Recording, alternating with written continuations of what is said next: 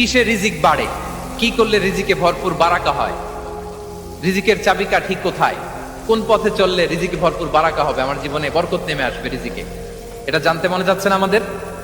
হ্যাঁ, কষ্ট হচ্ছে আপনাদের? কষ্ট হচ্ছে?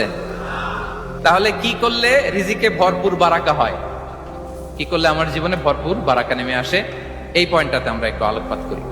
যেসব কাজ করলে আমাদের জীবনে রিজিকে আসমানি বারাকা নেমে আসবে, আমাদের রিজিকে আসমানি বারাকা নেমে আসুক, আমরা চাই কি চাই না? সবাই আমরা চাই নিশ্চয়ই। যে কাজ করলে রিজিকে আসমানি বারাকা আসে, এর এক নম্বর হচ্ছে তাকওয়াল্লাহ, আল্লাহর ভয়। আল্লাহ তাআলা বলছেন, ওমাই ইয়াত্তাকিল্লাহা ইয়াজআল লাহু মাখরাজা ওয়া ইয়ারযুকহু মিন হাইসু লা ইয়াহতাসিব।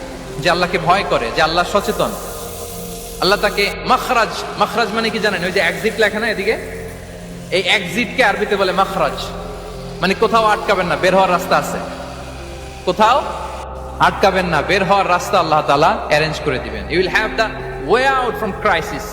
ক্রাইসিসে পড়লে, সংকট মোমেন্টে আল্লাহ তাআলা ওখান থেকে এক্সিটের ব্যবস্থা আপনাকে করে দিবেন। ওয়া ইয়ারযুকহু মিন হাইসু লা ইয়াহতাসিব, এমন জায়গা থেকে আল্লাহ তাআলা রিজিকের ব্যবস্থা করবেন যে সে কল্পনাও করে নাই।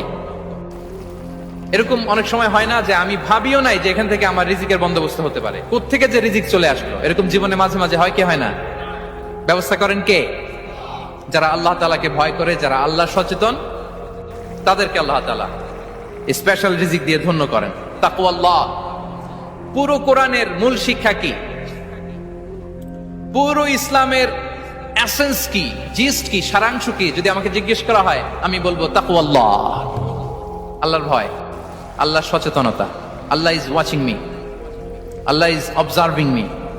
আল্লাহ তাআলা আমায় দেখছেন, আমি যাই করি না কেন, দরজা বন্ধ করে, জানালা বন্ধ করে, সব বন্ধ করেও যদি করি, পৃথিবীর সবার চোখ ফাঁকি দেয়া গেল, আল্লাহর চোখ ফাঁকি